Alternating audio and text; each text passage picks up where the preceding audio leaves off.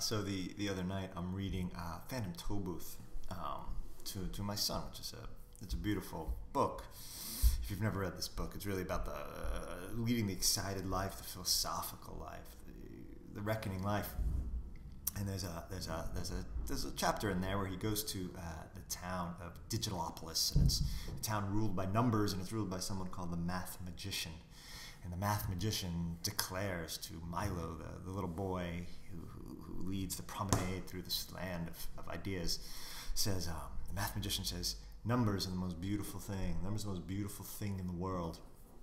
My little boy, who's falling asleep, is lying down, and he stands up, he sits up in bed when he hears that declaration, and he's almost indignant. He says, Dad, that's just not true. That's just not true. Numbers are not the most beautiful thing. I was like, why, little man? Why are numbers the most beautiful thing? He says, well, numbers just sit there.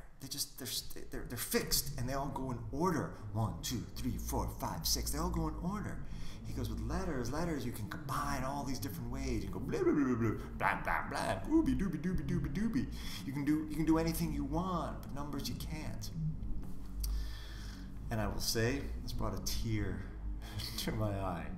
A tear to my eye. Now, he's not necessarily right, but that doesn't matter. What he did is he had a passionate, critical thought. He had a passionate, critical thought. And it was so gorgeous. He felt it, and he made this sort of conceptual move, and he understood shapes and order and quantity and combination. And the next morning, we're driving to school, and out of the blue, he says, Dad, you know how sometimes you make those little videos? You know how you make those little videos for your website? How about for this one, you talk about what I said last night?